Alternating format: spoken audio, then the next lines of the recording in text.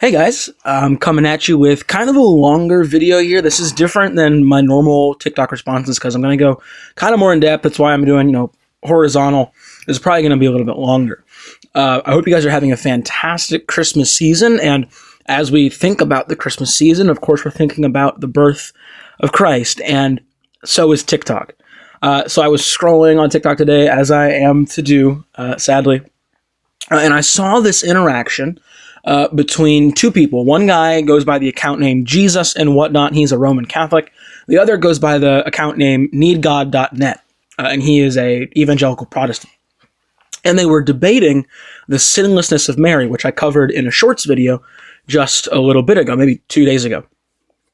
And they were having this debate about the sinlessness of Mary, and there was a very, very interesting portion of this debate that I saw online. It's a long clip, but in order to understand what we're talking about, you have to watch all of it. Sorry. So go ahead and take a look. The law of Leviticus that says if a woman gives birth, she cannot touch holy objects or she will be stoned. So where is Mary stoning? Where was she stoned? Show me in the New Testament. Even if this was the case, this is not proving her sinlessness, Noah. If anything, you're going to say that Mary's breaking the Mosaic law. No, but the best that your argument would prove that Mary's broken the Mosaic law. It's not an argument to show that she's sinless. No, Ryan, are you saying, like clarify your point? You haven't answered most of my questions. You're saying, just give me a yes or a no. Is Jesus holy? Was Mary, I would say, according to this law, she would be unclean because she gave birth and she's unclean for 7 days. I assume that you'd agree with that. So she cannot touch Jesus.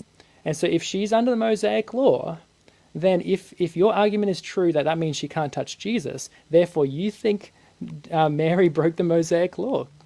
No, oh my goodness. What I'm arguing is that she was not unclean because she was sinless. And this verse is about sinful women. So, Mary was not unclean. Hold up. So she wasn't under the Mosaic law? Is that what you're saying? Because it doesn't say here about sinful women. Ryan, stop asking me questions. This is my cross-examination. If a woman conceives and bears a male child, it doesn't say if a sinful woman, it just says if a woman. Ryan. Now, is Mary a woman? Yes. It says that she will be unclean because of the birth. And did Mary give birth to Jesus? Are you saying that Jesus' birth was unclean? Did Mary give birth to Jesus? Stop asking me questions and answer mine, Ryan. I'll say yes. Mary gave birth to Jesus. She's a woman. She conceived. She bore a male child, and so she was unclean for 7 days. And what did she do on the 8th day? So you think that the birth of Jesus was unclean? She offered a sacrifice. So you think that the birth of Jesus was unclean?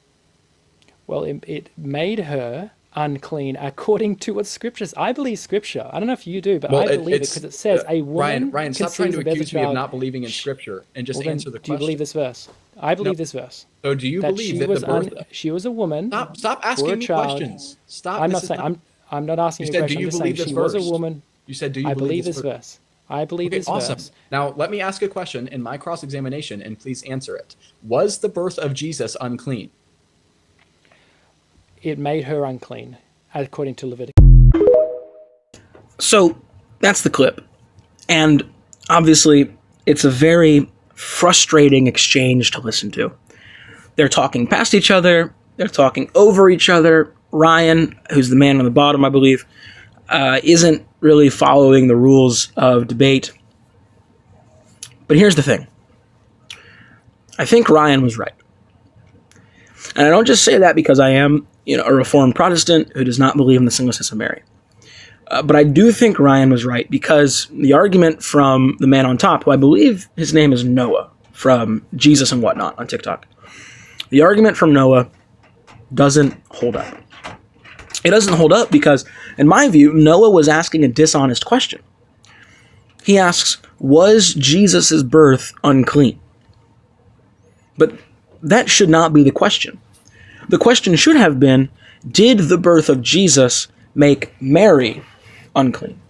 And the answer, according to Scripture, would be yes.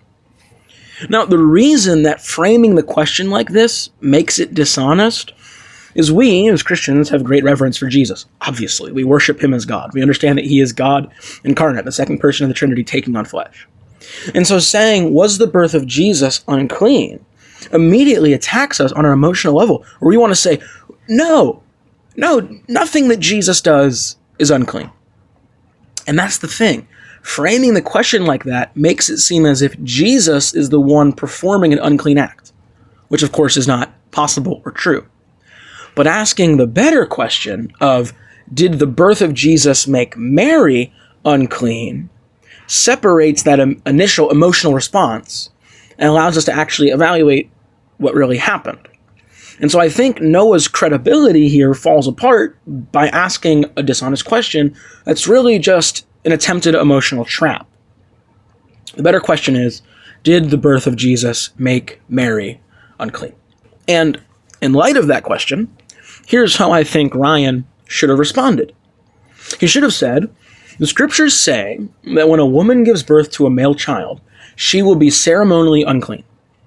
Mary gave birth to a male child, therefore, she is ceremonially unclean. That is, if you were to just take the passage in Leviticus and the birth narrative in Matthew, or especially in Luke, because it actually gives more detail, you would walk away by saying, okay, Mary gave birth to a male child. Leviticus says that if you give birth to a male child, you're unclean. Therefore, Mary is made unclean. I think both Catholics and Protestants have to agree here that a plain reading of those two texts would lead the reader to understand that Mary was made unclean. Furthermore, going deeper into Luke chapter 2 would lead us to believe that Mary was unclean. We pick up in verse 21, which says, "And when 8 days were fulfilled so that they could circumcise Jesus, his name was called Jesus, and the name was given to him by the angel before he was conceived in the womb." So just calling back to when Mary was visited by Gabriel. Then, verse 22, "And when the days for their cleansing, according to the law of Moses, were fulfilled, they brought him up to Jerusalem to present him to the Lord." These days of cleansing in Luke 2:22 are the days of cleansing that were required by the Mosaic law for childbirth. Now, I do not believe that these days of cleansing are the initial 7, because clearly Jesus has already been alive, he's been incarnate for 8 days because he's been circumcised. But in the Mosaic law, for male children, you have a 7-day period, followed by the circumcision, followed by a longer period of uncleanness. And it would be this longer period of uncleanness, which follows the prior 7 days of uncleanness, that Scripture specifically tells us that Mary and Joseph waited out. So the passage itself explicitly, shall I say, implies, it doesn't say in the exact words, she was unclean, but it says the days of their cleansing. Why would they have to be cleansed if they weren't unclean? So you read the passage in Leviticus and the surrounding context, and you read the passage in Luke and the surrounding context, the immediate context that comes after, and you say, it seems like Mary was made unclean. This just seems to be the most natural reading of what the passage is saying, and it's the way that anyone who opens the Scripture and reads it for themselves is going to come to. Now, Noah, from Jesus and whatnot on top, attempted to say that Mary couldn't have been unclean because she touched Jesus, which she's not allowed to do if she is unclean. But because she touched Jesus, that proves that she isn't unclean, therefore proving that she was kept from uncleanness by virtue of her sinlessness. So this is the argument. And I want you to note, the Catholic argument depends upon an understanding that under normal circumstances, Mary would have been unclean. It depends upon that. But it says that because Jesus was touched by Mary, because Mary touched Jesus, who is holy, therefore, we can infer that Mary was not unclean. Because had she been unclean, she would have been breaking the law by touching Jesus and would have been subject to stoning. And this is the argument. Now, it seems to hold up. But not only does it directly interfere, I'm not going to say contradict, I'm not going to say is refuted, but it interferes with the natural reading of the text where Luke tells us they had to fulfill their uncleanness. It's a rather big leap to say that Jesus would qualify as a holy object within the context of Leviticus. And this is where the second dishonest question comes into play. The second dishonest question is, you don't think Jesus is holy? And he asks this explicitly. He says, do you think Jesus is holy? And Ryan continues on talking about some other thing, which he shouldn't have done. And then Noah says, you don't think Jesus is holy? And he's asking this question, but it's a dishonest question. It's a dishonest question because, yes, obviously Jesus is holy. But the better question is, does Jesus qualify, does Jesus count as a holy object in the context of Leviticus? The question shouldn't be, is Jesus holy? Broadly speaking, the question should have been more specific. Does Jesus count as a holy object as defined in Leviticus? And the answer would be no. I think it's a massive stretch to say that the passage in Leviticus has Jesus in mind when it says holy object. The New Testament doesn't apply that passage to him, to my awareness. If it does, then I concede that this might be a valid argument. I still wouldn't believe it, but I give it more credibility. However, to my knowledge, the New Testament does not apply the passage in Leviticus to Jesus. It says Jesus is holy. Of course he is. He's God. But Jesus is not treated as an object of worship in the temple. Jesus is the temple. Jesus is the fulfillment of the temple. But he's not said to be holy in the same ceremonial holiness that Leviticus is discussing. It's not what the Bible does. And so essentially, this whole conversation boils down to this. Which interpretation requires the least amount of extra-biblical assumptions and insertions and upholds the most amount of present biblical teaching? Option 1. Mary was made unclean by the birth of Jesus, as the passage in Leviticus would tell us is probably true, and as the passage in Luke tells us is true. But holding Jesus didn't violate the Old Testament law because Jesus doesn't fall under the category of holy object within the context of Leviticus. That's option 1. Or, option 2, Mary was not made unclean by the birth of Jesus, despite what Leviticus would lead us to believe and despite what Luke seems to be saying, but she was kept from the uncleanness through her sinlessness, which Scripture nowhere explicitly teaches. And we know that this is true because holding Jesus would have violated the law in Leviticus about holding holy objects, even though that passage is never applied to Jesus.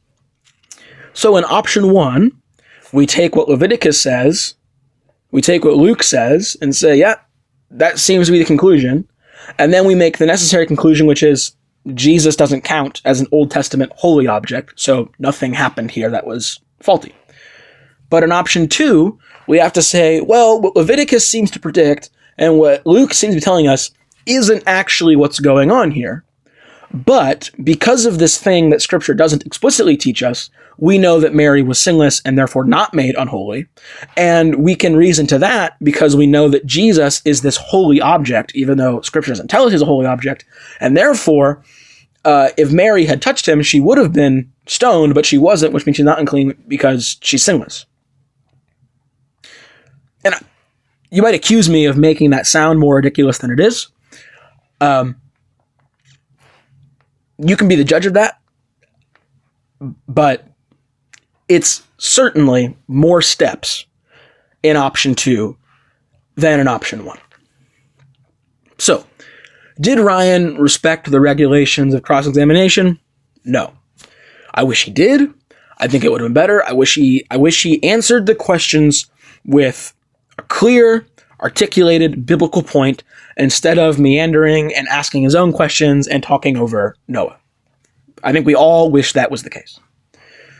Did it hurt his case that he broke the regulations of cross-examination? Yeah, because it made him look incredible, as in unbelievable. It made him lose credibility because he wasn't following the rules. But does that prove the Catholic position correct? Absolutely not. And when you step back and examine the individual premises of each position, you find that one of them is a lot more complex, a lot more convoluted, and not as clearly derived from the text of Scripture as the other.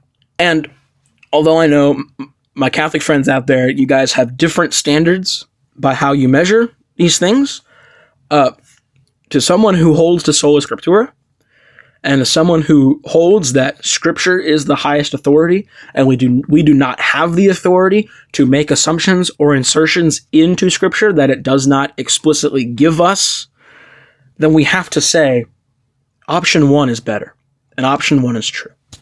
Option 1 is simpler. Option 1 doesn't force us to ignore what Leviticus predicts and what Luke tells us, but option 1 just allows us to say, this is the truth, this is what happened. Yes, are both positions making necessary conclusions? Yeah, in option 1, you're making the necessary conclusion that Jesus doesn't count as an Old Testament object in the context of Leviticus. That's the necessary conclusion that you're making in order to explain what's going on. But in option 2, the necessary conclusion that you're making is a much wider stretch. And you're making that conclusion in order to argue for something that the Bible doesn't explicitly teach, which is the sinlessness of Mary. And in the end, as R.C. Sproul would say, in the final analysis, it all falls apart. And this argument simply doesn't work. Thank you for watching. If you watched all the way to the end, let me know if you like this kind of content. Let me know if you like the topic of the content. I don't like talking about Catholicism all that much. I much prefer to make positive cases for my own theology than tearing down other people's theology. But I saw this and I figured it was worth a short-ish response. So above all, I hope you guys are loving your Christmas season, using the opportunity to focus on the greatness of God and the glory of Jesus Christ. God be with you. God bless.